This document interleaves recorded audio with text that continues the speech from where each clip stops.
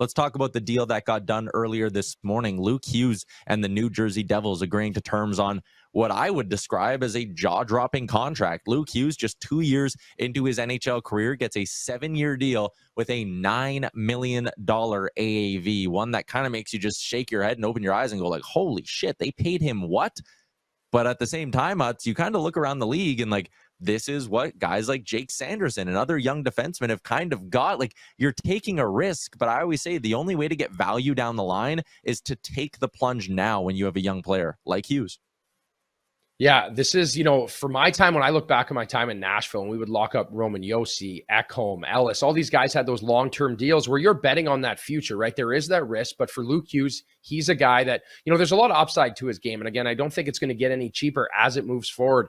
I think right now, Lane Hudson is probably sitting at home, licking his chops, seeing this contract come across the board. And it's going to change the landscape, right? It's the same as a Kaprizov contract. There's going to be there's a little more holes in his game.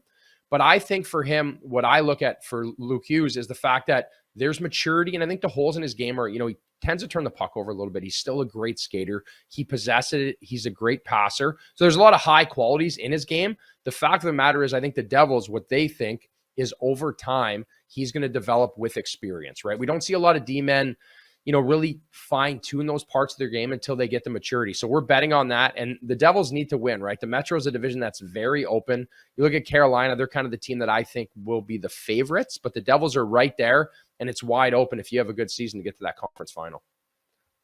It is. I do think the East is open. We'll do some more preview stuff over the next few days on the show, but Luke Hughes, 12th highest AAV amongst defensemen. In his 2 years in the league, though, he's been 21st in points. Like, ultimately, I know there's always going to be the defensive blips with a young player, and people will try to poke holes in his game. Love that you brought up Lane Hudson as well, by the way, because if this guy's getting 9, Lane Hudson's getting 12 or 13 on his first deal, I think. But Luke Hughes, 21st in points, 12th highest AAV now. The fact it's probably going to age pretty good. I don't know. I actually think this is pretty good work. It's sticker shock, and it took me kind of 15-20 minutes. But then as I started to peel apart the numbers, I was like, no, I like this. And also, if you look, Huts, at just the cost of the two Hughes brothers, Jack is on one of the best contracts in the NHL. You're getting Jack and Luke for a combined 17 mil. That's actually pretty good work.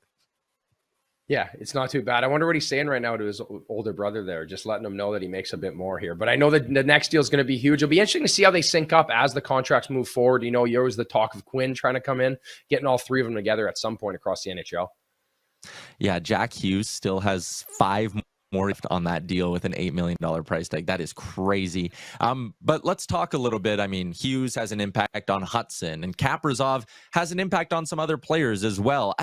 I don't think there's much of a line, and there were some Oilers fans today who were maybe holding out hope that hey, Kaprizov signed, that's the $17 million bar. Now McDavid's going to feel okay coming in at, 2 or 3 years and maybe 15 million, because then he can look to the PA and say, I'm justified in taking less because I didn't take the full term like a Kaprizov did. And McDavid, there's a line of thinking that, hey, maybe he is looking to take less to try help the Oilers keep this competitive window open. I don't think Connor McDavid's wired that way, though. I really don't think there's much correlation between the Kaprizov deal and McDavid. The only players who I think should be looking at the Kaprizov deal and taking anything from it are the wingers, and that's Kempe and Kyle Connor. But what do you make of the idea that Connor McDavid is, maybe feeling some pressure from the NHLPA to take a max term, max money deal, and that's why he was waiting for a Kaprizov to ink his deal first? No, I don't think it affects at all. I think he's a totally different situation. I think for him, it's the fact of the matter is, he wants to see where Edmonton is headed, right? He's made that very clear that he wants to win. He wants to be on a team that is going to help him raise a Stanley Cup. And I think if he's taking that max huge contract, does that disable the team? Especially if you look at the guys that are already signed in Edmonton. You look at Leon, you look at Nurse, you look at guys that have those big contracts, and Hyman being there. Is that debilitating to this team if he goes long-term? So that would be a different sense in that matter. Even you look at the Jack Eichel, I think maybe Jack Eichel wakes up today with that Kaprizov contract, and maybe he adds $1 million to his deal, because I think there's two sides to his game at center where, he is in the heart running. He is also a Selke sort of player. But there is more of that max deal for those kind of guys. With McDavid, I think it's a different unicorn, especially the fact that the last 2 years they've been to the Cup final. He's trying to push this team over the top. So maybe you see a little shorter term deal, to try to help this team instead of that max contract. But if I'm, even think of Kyle Connor in Winnipeg, what he's going to demand for a contract. Kempe, the wingers, there is a change in the landscape, but this is something that we need to adjust to. And I think right now, like you said, there is that little bit of that sticker shock wow to these contracts. But this is a new age with the way the cap is going. And who's making out real well is Pat Brisson right now. He's waking up. He got that deal done. He's got Eichel. He has the money rolling in. So it's going to be a different landscape for these agents as they negotiate contracts. Yeah, and I mean, never mind this coming year's UFA class, and it's obviously a loaded one with a bunch of guys going into their contract years. But you look at 2 years from now, like it's Cale Makar, and then it's Austin Matthews, and like it's going to be kind of like quarterbacks in the NFL, where like every offseason you get a new guy who, even though he's not the best player in the league, a new guy setting the new benchmark for the highest paid player in the NHL. Like, I really don't think there's any player who's going to set a ceiling for anyone, even if it was Connor McDavid. Yeah. And again, it's just timing, right? This is the main thing with hockey and majority of contracts is, what season are you having when it comes to term, right? So, and this is something that's going to be important for a lot of these superstars. And we're going to see the free agents that are coming up. There's always going to be new names. And as the cap grows, but the main thing to take away from all of this, whether it's your team or you're, judging the contract, is the NHL is in a good place and they're making money and players are making money and things are moving along steadily, Ty. Yeah, I mean, if you want more proof of that, go look at Sportico. Just released their franchise valuations, and things are good in the NHL. Let's get to our third topic, then we'll get to our guest segment in a couple of minutes here. But a trade this morning, the Edmonton Oilers acquiring goaltender Connor Ingram from the Utah Mammoth in exchange for future considerations. Utah also keeping $800,000 of his contract. And if you're raising an eyebrow at this and going, whoa, why are they trading him? He was just on waivers. Well, this makes sense from a whole bunch of different perspectives. It's actually something I outlined last week on my Oilers Nation show.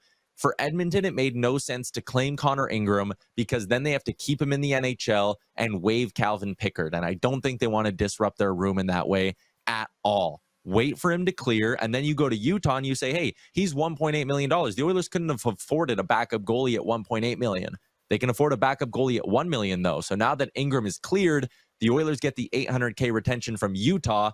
Utah, while yes, it would have been nice to have him totally off their books if he was claimed on waivers, he wasn't. You retain $800K, but you actually lose $1 million in real money. So again, $1 million your owner doesn't have to pay out. And the cap hit, dead weight, $800K. It's actually the same as if he was sitting in the minors. So it's no loss for Utah, really. It's a bit of a gain financially. For Edmonton now, they can take Ingram, put him right in Bakersfield, and then as soon as one of their two goalies struggles at some point in the season, they can point to Ingram, bring him up. He'd be the same cap hit as Calvin Pickard, and boom, it looks like the Oilers are doing something between the pipes. So now that I've detailed all of the boring parts of this transaction, let me ask you a more fun one, Huts.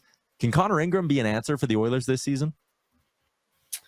In the interim of an injury, I think if there's an injury and something happens, he can come in, he can step in. He's a guy that's played NHL minutes. He's been in tough situations. A guy who's kind of had to fight back in his career. You look at Nashville when he was there and he stepped away from the game. He had to take care of stuff off the ice. He came back. He's had a great year in Utah. But when I look at this, goalie and the way he plays, his abilities, I don't really see him much higher than a Calvin Pickard, what he's really going to bring to the table. I think there is stability with the experience. But that being said, at the end of the day, we're still a team with the Edmonton Oilers. All eyes are on Stuart Skinner. If they plan to get to the promised land, it's going to be him stepping it over the top. So you can never have enough depth in this position. We've seen it so many times throughout the NHL where guys get called upon. I've been in a system where I was number 5 when I was early in my career with the Chicago Blackhawks playing for the Toledo Walleye in the East Coast Hockey League. And next thing you know, I'm in the NHL playing in all 3 leagues that year. But that's just the way the position goes, right? You can be so far down the depth chart. But that being said, I still think there is some upside to Connor Ingram. I think there's a potential for him to, improve and play a little better and, kind of fine tune that. And sometimes just to change the landscape. So there's going to be a bit of demand on him, I think, in the American Hockey League to get his game back where it needs. But right now, he's a bit of a safety net if someone gets hurt for me, Ty. I think that's a good way to put it. It's a safety net. If someone starts playing bad, if someone gets hurt, you can at least, make it look like you're doing something, and you didn't have to give up anything. It's future considerations. Financially, it's an even swap with Picard's cap hit. So it made sense that the Oilers were the team to do this. He's also a Western Canadian boy. So again, we know he's gone through, a lot personally the last year. He was in the player assistance program as well. He had the death of his mother. So I think being close to home might be a good thing for Ingram if he does make it back to the NHL as well. Hey, hockey fans, if you enjoyed that video, then make sure you hit the subscribe button right here on the Daily Faceoff YouTube. We have you covered for everything you need. Exclusive interviews on The Sheet with Jeff Merrick, all the latest hockey news on Daily Faceoff Live, and you can always get your morning started with Johnny Lazarus and Colby Cohn on Morning Cup of Hockey. Don't miss a minute. Hit that subscribe button.